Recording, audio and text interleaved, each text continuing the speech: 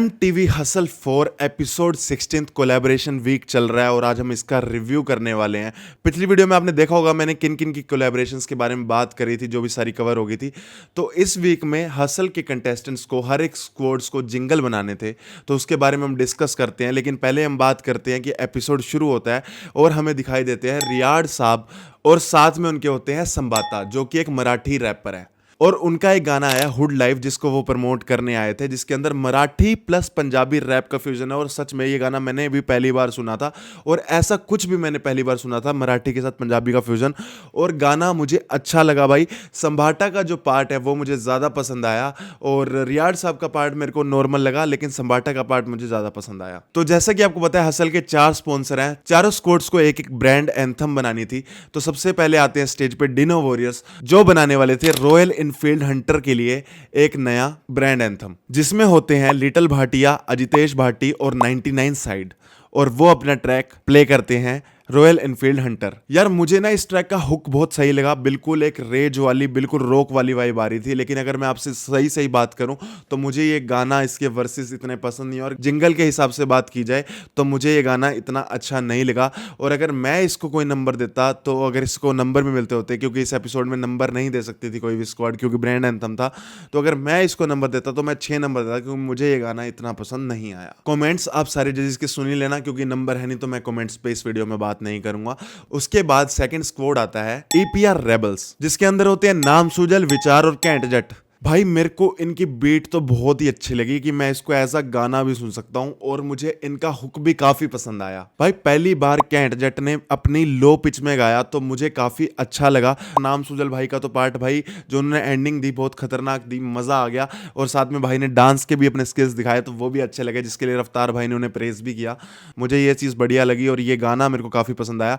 और अगर मैं इसको स्कोर करता, अगर मेरे ब्रांड के लिए एंथम बनती, तो मैं इसे रखता और मैं इसे नंबर देता 8। तो अगली गैंग आती है रागा भाई की, रागा रेजर्स, जिसमें होते हैं मैट्रिप, लश्करी और सिहाई।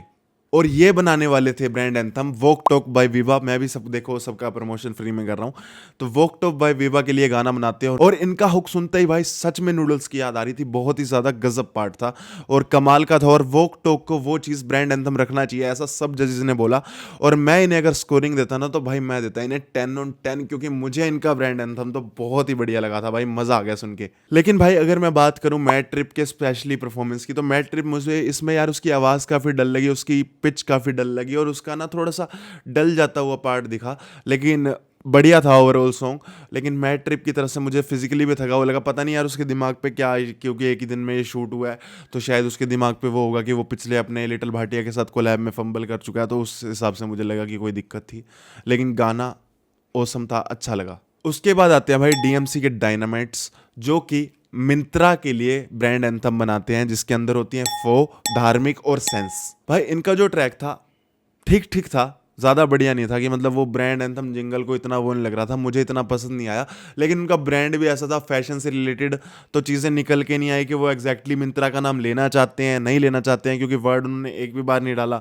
तो पता नहीं क्या इशू था, इतना निकल के बाहर सामने नहीं आया जो उनका ट्रैक था। और कुछ भाई मुझे पता क्या लगता है कि ना, धार्मिक की जो आवाज़ है ना, वो किसी किसी ट्रैक के साथ जाती है, जो उसका खर्चीलापन है, जो उसका साउथ टोन है, वो हर गाने के साथ नहीं फिट होता भाई। या तो उसी तरह की अगर उसके गाने उसे मिले जाएं तो उसके साथ ज़्यादा जाती है। सेंस का मुझे पार्ट ज़्यादा अच्छा लगा और फो का पार्ट तो काफ़ी अच्छा लगा, मज़ा ही आ गया सुन के। तो उसके बाद स्क्वाड ऑफ द वीक दिया जाता है, जो कि दिया जाता है रागा भाई को। और चलो ठीक है, लेकिन मुझे लगता था कि EPR रेबल्स को दे देते, लेकिन रागा भाई को मिला तो अच्छा है। उनका भी नूडल्स वाला मेरे को बड़ा पसंद आया था, तो मैं इसमें डिसअपॉइंटेड नहीं हूँ। Both performer of the week मिला धार्मिक और सेंस को, जिसका इक्का भाई ने बड़ा सही रीज़न दिया। गाना तो भाई ठीक ही था, लेकिन वो ओवरऑल एक्सपेक्ट्स में फंबल नहीं हुए, कहीं पे गलती नहीं थी, कोई टेक्निकल एरर नहीं था, आउट ऑफ बीट नहीं गए थे, फ्लो थे, स्विचेस थे, गाना अच्छा था। तो उस हिसाब से both performer of the week sense और धार्मिक को दे गया, उससे भी मैं राजी हूँ, चलो ठीक हुआ। भाई फिर आती है रैप रॉयल्टी की बात। इसमें मैं डिसअपॉइंटेड इसलिए हूँ क्योंकि भाई धार्मिक से ज़्यादा वर्सटाइलिटी की अगर हम बात करें, वर्सटाइल मुझे ज़्यादा लगता है नाम सूजल। दोनों के 181 पॉइंट थे, तो मेरे हिसाब से नाम सूजल को आगे जाना चाहिए था। लेकिन रफ्तार भाई ने ये बात बोली कि आज का एक दिन खराब होने की वजह से नाम सूजल को रैप रॉयल्टी नहीं मिला और धार्मिक को मिल गया। भाई ये पता नहीं, मैं मेकर्स पे नहीं जाऊँगा, मेरे चैनल पे भी स्ट्राइक आ जाएगी, लेकिन मैं चाहता था वो नाम सुजल को मिले। और आप भी अगर मुझसे एग्री या डिसएग्री करते हो तो कमेंट्स में ज़रूर बताना। अगर धार्मिक को भी मिला तो मुझे कोई दिक्कत नहीं है भाई। MTV hustle, I am agree, मैं खुश हूँ। तो 4 जने जो एलिमिनेट हुए उसके बाद lower scorers of the week थे मैट्रिप, साथ में अजितेश भाटी, लिटिल भाटिया और कैंट जट। ये 4 जने एलिमिनेट हुए, जिसमें ऑडियंस के सबसे ज़्यादा वोट आए मैट्रिप को, तो बचा लिया गया। और मैं खुश हूँ कि मैट्रिप भाई बच गया। इन तीनों में से मेरे को मैट्रिप भाई सबसे अच्छा कमर्शियल गाने दिए भाई। हिप हॉप कमर्शियल होना चाहिए भाई, मैं ये चाहता हूँ। अंडरग्राउंड रैपर पैसा नहीं कमा पा रहे, तो मैट्रिप बचा, मुझे अच्छा लगा। चलो मैट्रिप सेफ है, अब वो अगले वीक हमें देखने को मिलेगा। फिर सबसे पहले अपना ट्रैक परफॉर्म करने आते हैं कैंट जट, जिनका ट्रैक भाई काफ़ी ही वीक था, पर पता नहीं क्यों जजेस इतना इम्प्रेस हो गए, इतना इम्प्रेस हो गए, मन को उनके बार्स इतने अच्छे नहीं लगे। और हर बार एक ही वो, यार देखो वो सिद्धू भाई के लिए बात अच्छी लगती है कि साड़ा इक्को ही तरज विच गाई जाता है, लेकिन मैट्रिप की एक ही तरज फ्लो भाई, आप शो में हो यार, कुछ तो चेंज करो। मेरे को भाई बिल्कुल पसंद नहीं आया, जमा पसंद नहीं आया, दिल की बात।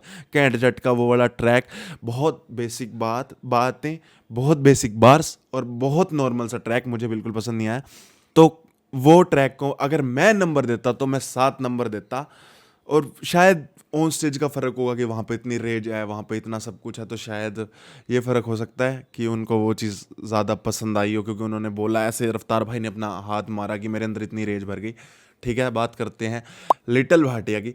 लिटिल भाटिया का ट्रैक आता है, और जब वो ट्रैक आता है ना भाई, बार्स फ्लो उनका भी सेम सा ही था, ज़्यादा फ्लो नहीं थे, लेकिन मेरे को लिटिल भाटिया का ट्रैक अगर देखा जाए तो ज़्यादा अच्छा लगा कैंट जट से। तो मैं लिटिल भाटिया को इस चीज़ में ज़्यादा सपोर्ट करता। और उसके बाद आते हैं अजितेश भाटी, जिनका भाई फंबल हो गया, बैटल राउंड में फंबल हो गया। और रफ्तार भाई ने एक चीज़ भी बोली कि तूने लड़ने से पहले ही अपने हथियार डाल दिए थे, लेकिन युद्ध तो युद्ध होता है। तो उस चीज़ में यार मुझे बड़ा सही नहीं लगा। और लेकिन फंबल हो गया, तो अजितेश भाटी का मैं चाहता था अजितेश भाटी अब जाने चाहिए भाई, क्योंकि इतनी गलतियां उनसे इतने ट्रैक में हो रही हैं। तो यही रफ्तार भाई अनाउंस करते हैं, भाई अनाउंस करते हैं कि अजितेश भाटी हमारे साथ ये कंटिन्यू जर्नी नहीं करेंगे। उसके बाद 2 जने बचते हैं, कैंट जट और लिटिल भाटिया। फिर वो अपना एक स्ट्रक्चर वो बनाते हैं, जिसमें वो वर्सेटैलिटी बोलते हैं, स्ट्रक्चर बोलते हैं, सारा कुछ बोलते हैं। और उसमें सब पे कैंट जट को 10 नंबर दे देते हैं, और एक जगह लिटिल भाटिया को 8 नंबर दे देते हैं, और कैंट जट को आगे लेके जाते हैं और सिलेक्ट कर लेते हैं। बट मेरे को, मैं यार ये इस डिसीजन से थोड़ा ना खुश हूँ। बट मेकर्स, तुम्हारी मर्जी, तुम्हारा शो, तुम्हारे पैसे, कोई दिक्कत नहीं है, लेकिन मैं थोड़ा सा ना खुश हूँ। मेरा ये ओपिनियन है। आप सबका क्या ओपिनियन है, आप कमेंट्स में ज़रूर बताना।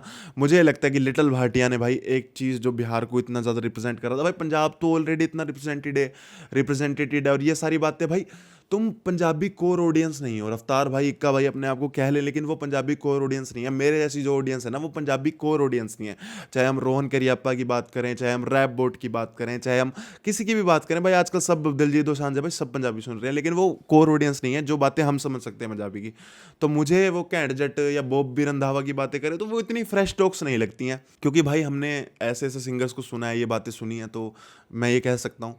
तो इसलिए मुझे यार वो ट्रैक नहीं पसंद आया था। और लिटिल भाटिया को भी बाहर कर दिया जाता है, और आगे जर्नी कंटिन्यू करती है कैंट जट, जिसके लिए मैं बहुत ज़्यादा डिसअपॉइंटेड हो सकता हूँ, पर मैं नहीं होऊंगा, क्योंकि मेकर्स की पसंद है।